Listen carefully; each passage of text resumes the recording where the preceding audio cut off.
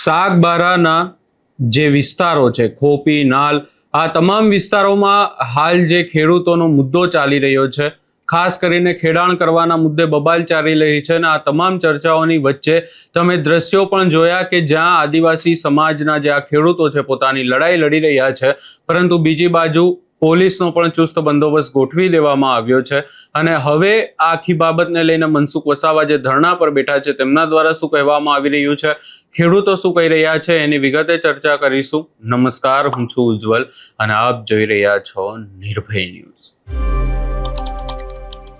સાગબારાના ખેડૂતોનો મુદ્દો એ હવે જેમ જેમ સમય જઈ રહ્યો છે એમને એમ ઉગ્ર બનતું જઈ રહ્યું છે। આ તમામ ચર્ચાઓની વચ્ચે ખેડૂતો પણ હળ લઈને ખેતરોમાં પહોંચી ગયા છે, ખેડાણ કરી રહ્યા છે।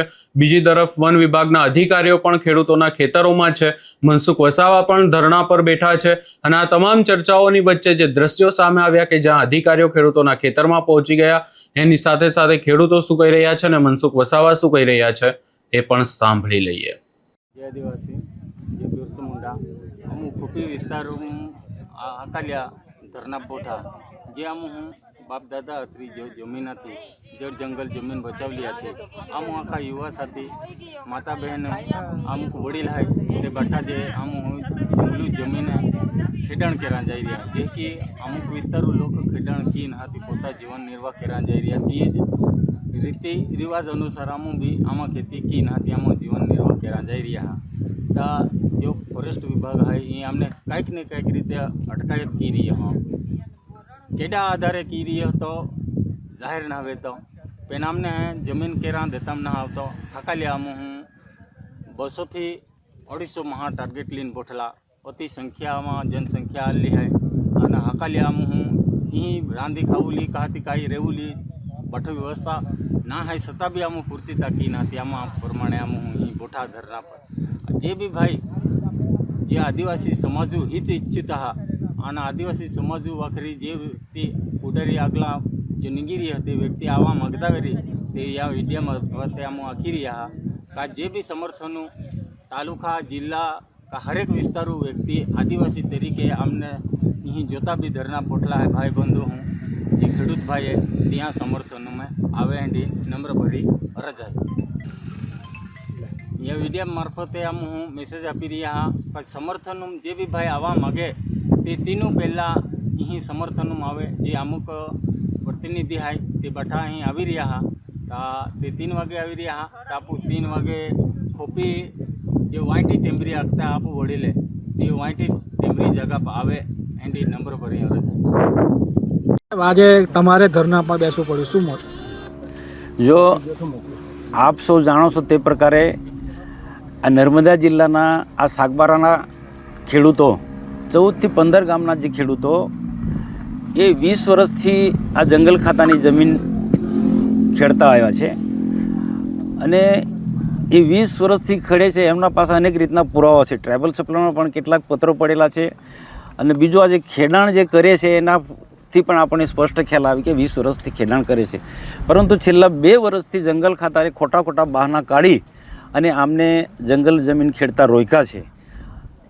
2 વર્ષ પહેલાં પણ અમે જે તે સમયના વનમંત્રી મુકેશભાઈ પટેલને મળ્યા હતા આ વિસ્તારના આગેવાનો સાથે, તો એમને પણ પ્રયત્નો કર્યા અને ફરી પાછા નવા મંત્રીમંડળની રચના થયા પછી અર્જુનભાઈ મોઢવાડિયા અને આદિજાતિ કલ્યાણ મંત્રી નરેશભાઈ પટેલ સાહેબ, રાજ્ય કક્ષાના વનમંત્રી પ્રવીણભાઈ માળી અને અહીંના નર્મદાના પ્રભારી ઈશ્વરસિંહ પટેલ, આ બધા મુખ્ય મંત્રીઓ આ વિભાગના અલગ અલગ પ્રકારના જે આદિજાતિ કલ્યાણ મંત્રી હોય કે વન વિભાગના મંત્રી હોય કે આ વિભાગ સાથે જોડાયેલા મુખ્ય અધિકારીઓ પદાધિકારીઓ સાથે અમારી મિટિંગ થઈ।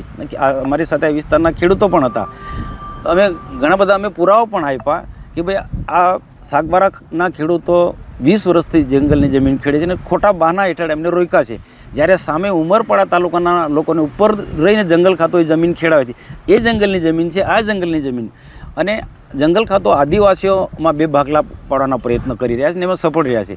બાકી ઉમરપાડાના ખેડૂતો અને સાગબારાના ખેડૂતો એ બધા આદિવાસી છે અને એકબીજા સાથે સામાજિક રીતના બધા જોડાયેલા છે, બધા હળીમળીને રહેતા હતા। પણ છેલ્લા 2 વર્ષથી જંગલ ખાતાએ બુદ્ધિપૂર્વક આમના ભાગલા પાડ્યા અને આ સાગબારા તાલુકાના લોકોને જંગલની જમીન ખેડતા એને રોક્યા છે. અને આના માટે અમે સમયે બધી જ જગ્યાએ રજૂઆત કરી. જે મુકેશ પટેલ સાહેબને રજૂઆત કરી, ત્યાર પછી અર્જુનભાઈ મોડડિયાની સાથે મિટિંગ કરી અને ત્યાર પછી પણ અલગ અલગ રીતના જ્યાં રજૂઆત કરવાની હોય તે જવાબદાર લોકોને અમે રજૂઆત કરી. પણ કોઈકનો કોઈક ખોટા બહાના કાઢી ફોરેસ્ટના અલગ અલગ પ્રકારના કાયદાના હેઠળ આદિવાસીને ગેરમાર્ગે વન ખાતું દોરી રહ્યું છે. તો એના માટે ખેડૂતો ખૂબ કંટાળી અને પછી જાતે બધા એક નક્કી કરીને સામૂહિક ખેડાણ કરવાનો પ્રયાસ કર્યો. પણ જંગલ ખાતાએ SRP અને પોલીસના સહયોગથી એને ગઈકાલે ખેડાણ કરતાં એમને રોક્યા અને એનાથી નારાજ થઈને આ વિસ્તારના બધા જ ખેડૂતો અહીંયા જે તે જગ્યાએ જ્યાં ખેડાણવાળી જગ્યા પર ધરણા પર બેસી ગયા છે. હું ગઈકાલે ભરૂચમાં હતો, પરંતુ આજે જ ધરણા પર અહીંયા બેઠા છે ત્યાં હું પણ ધરણા પર એમની સાથે હું જોડાયો છું. મારે વન વિભાગના જે મંત્રીશ્રી અધિકારીને એક જ વિનંતી છે કે તમે ઉમરપાડા તાલુકાના આદિવાસીઓને જંગલની જમીન ખેડવા દો છો તો એવા જ પ્રકારની જે જમીન છે આ સાગબારાના ખેડૂતોને પણ ખેડવા દો. અમારે કોઈ મતલબ નથી. જ્યારે જમીન સનદ આપવાનો હશે કે નામે કરી આપવાનો હશે ત્યારનો પ્રશ્ન ત્યારે અલગ છે, પણ 20 વર્ષનું ખેડાણ છે અમારે અનેક પ્રકારના પુરાવા છે. તો આ પ્રકારનો આદિવાસી પર તમે જુલમ ના કરો. આજે વિશ્વ આદિવાસી ગૌરવ દિવસ છે અને અલગ અલગ પ્રકારે આવા બધા કાર્યક્રમો ઉજવાઈ રહ્યા છે.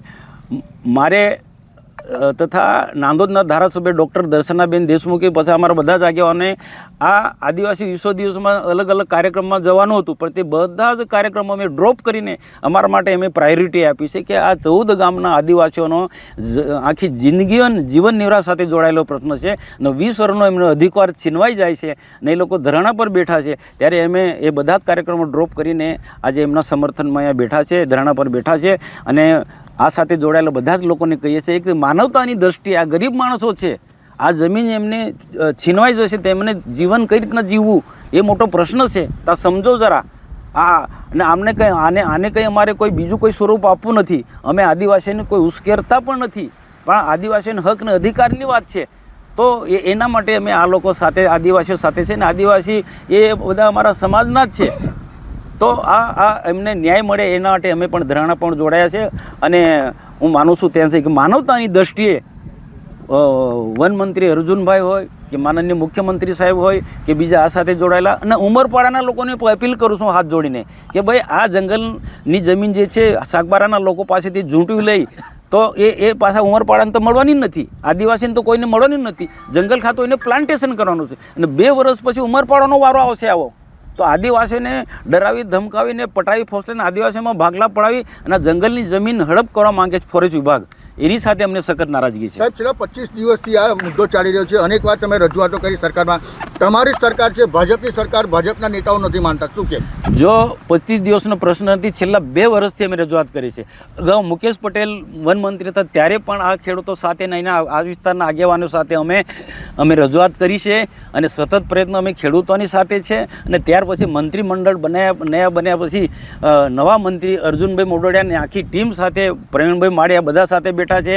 ટ્રાઇબલ મંત્રી નરેશ પટેલ સાથે પણ બધા મિટિંગ કરી છે. જેટલા જે અમારી પાસે જે આધાર પુરાવા છે બધા જ પુરાવા પણ એમને આપ્યા છે. તો પણ છતાં પણ શું છે, કેટલાક ફોરેસ્ટના એવા કાયદા એવા છે ને સામે આદિવાસીઓમાં ભાગલા પડાયા છે.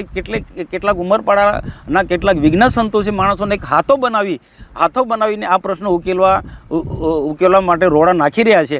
તો અમે જો સરકાર ભારતીય જનતા પાર્ટીની છે, અમે ભારતીય જનતા પાર્ટીના છે અને અહીંયા બેઠેલા લોકો પણ એ ભારતીય જનતા પાર્ટી સાથે બધા મોટાભાગના લોકો જોડાયેલા છે. આટલા 7 હું ટર્મથી ત્યારે બધા લોકોનું મને સમર્થન રહ્યું જ છે. એટલે સરકાર મારી છે, ભારતીય જનતા પાર્ટીની સરકાર, પણ જ્યારે આદિવાસીનો હક ને અધિકારીનો પ્રશ્ન હોય તો ત્યારે મારે આદિવાસીને પડખે રહેવું છે.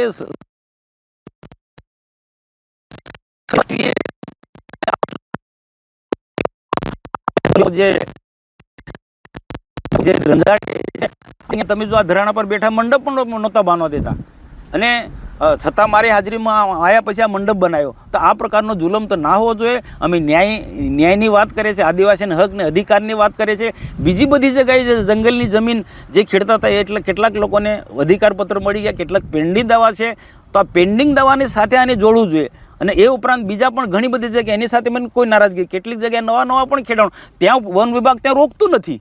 તો આ તો 20 વર્ષનો જે ખેડાણ છે, 20 વર્ષનો એમનો અધિકાર છે, તે કેમ છોડાવવા માંગે છે? સાહેબ, આ નિરાકરણ કેમ નથી આવતું આનું? નિરાકરણ નથી આવતો એટલે તો અર્જુનભાઈ અને પ્રવીણ માળીને તમે પૂછજો. તમે પ્રવીણ માળી આપણા નર્મદા જિલ્લાના પ્રભારી મંત્રી પણ છે, એમની પણ ફરજ છે ભાઈ. જિલ્લાના તમે પ્રભારી મંત્રી છો અને આ સાગબારા તાલુકો નર્મદા જિલ્લામાં આવે છે, એના પ્રભારી મંત્રી છો. કમસે કમ પ્રભારી મંત્રી થોડી ચિંતા તો કરો. અને આ મારા કરતાં વિશેષ જવાબદારી પ્રવીણભાઈ માળીની છે જવાબદારી. આજે પ્રવીણભાઈ માળી કેમ પૂછતા નથી? મારે એમની સાથે નારાજગી નથી, પણ મારી એમની વિનંતી છે અહીંના સાંસદ તરીકે કે આ વિસ્તારના સહપ્રભારી છો નર્મદા જિલ્લાના, અને ફોરેસ્ટ વિભાગ તમારી પાસે આવે છે, તો ન્યાયની દ્રષ્ટિએ આ ખેડૂતોને ન્યાય આપો તમે. અને 20 વર્ષનો અધિકાર છે, 20 વર્ષનો અધિકાર તમારું ડિપાર્ટમેન્ટ કઈ રીતના છીનવી દેશે? મુખ્યમંત્રીને બી પત્ર લખ્યો, એનો મુખ્યમંત્રીને પણ પત્ર લખ્યો છે, અને મુખ્યમંત્રીને હું પણ રૂબરૂ પણ મળવાનો છે ને આખી માહિતીથી માહિતગાર કરવાનો છે. 20 વર્ષનું ખેડાણ છે ને આવા જ પ્રકારનું અમરપાડાનું ખેડાણ છે, તેમને છૂટ આપે છે ખેડવા માટે. તો આદિવાસીઓમાં ભાગલા પડાય, બે ધારી નીતિ તો કોઈ કઈ રીતના ચલવી લેવાય? આ બે ધારી નીતિ સરકાર જ કરી રહી છે. સરકારના કેટલાક અધિકારીઓ પોતાના સ્વાર્થ માટે કે આ જમીન 400-500 એકર જમીન છે એ ખાલી કરાવી અને અહીંયા પ્લાન્ટેશન કરે, અને પ્લાન્ટેશન કરે એટલે તમને ખબર છે કે એમાં લાખો રૂપિયાનો ખર્ચ થાય, એને કેટલાક ટકાવારી જોતા હોય, બીજો કોઈ મતલબ નથી આમાં. માનનીય રાજ્ય કક્ષાના મંત્રી શ્રી પ્રવીણભાઈ માળી સાહેબ સાથે પણ આ જંગલની જમીનના ખેડાણ બાબતે અમારી વાત થયેલી છે. એમની સાથે મિટિંગ પણ અર્જુનભાઈ મોરડિયાના અધ્યક્ષ સ્થાને, કેબિનેટ મંત્રીના અધ્યક્ષ સ્થાને મિટિંગ મળી હતી. ત્યારે પણ અમારા આ સાગબારા તાલુકાના જે જંગલની જમીન ખેડનારા જે ખેડૂતો છે, 20 વર્ષથી ખેડે છે, 20 વર્ષનો અધિકાર છે, બાબતે બહુ વિસ્તૃતપૂર્વક ચર્ચા થઈ છે. પરંતુ કેટલાક ફોરેસ્ટ વિભાગના અધિકારીઓ કેટલાક ખોટા બહાના કાઢે, કેટલાક ખોટા પરિપત્રોની વાત કરે છે. કે વન સમિતિ કે ઉમરપાડા તાલુકાના જે આગેવાનોનો અભિપ્રાય જરૂરી છે.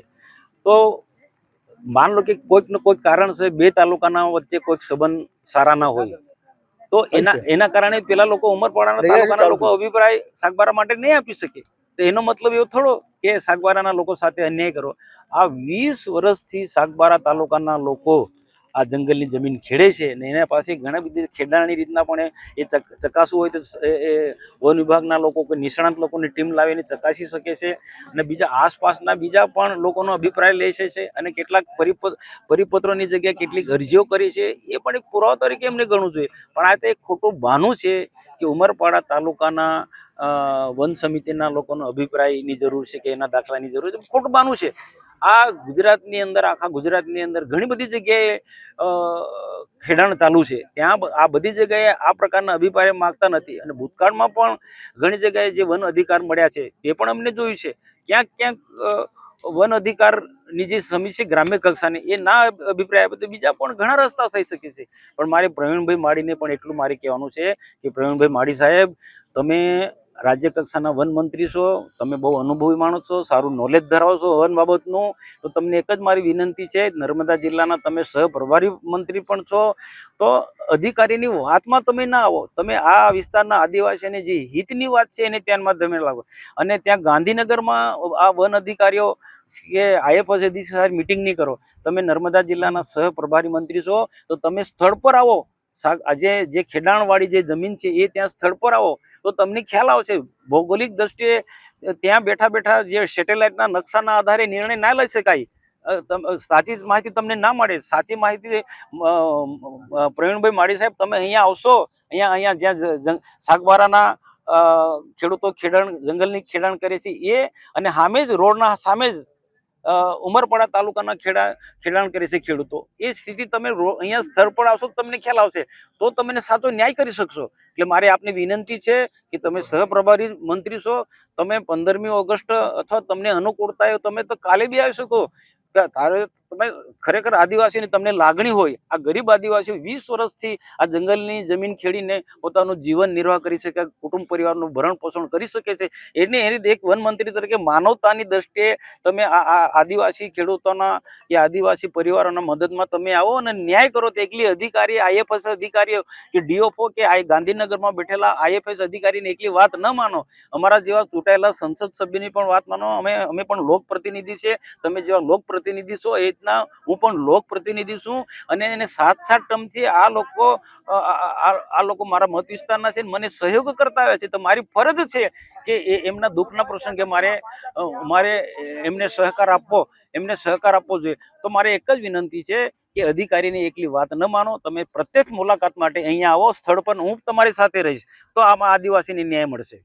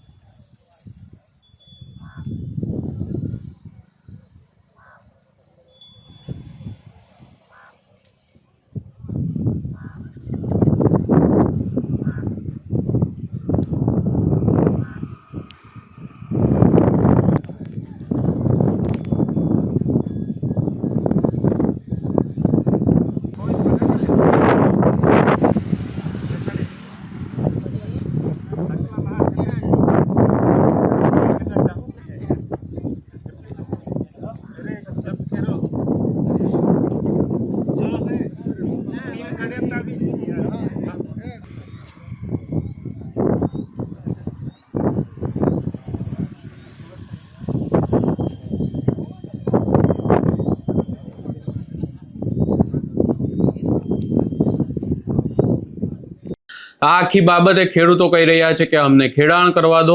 મનસુખ વસાવા સરકારની સામે પડ્યા છે, મંત્રીઓને ખકડાવી રહ્યા છે અને હવે આનું નિરાકરણ શું આવશે એ સૌથી મોટો સવાલ છે.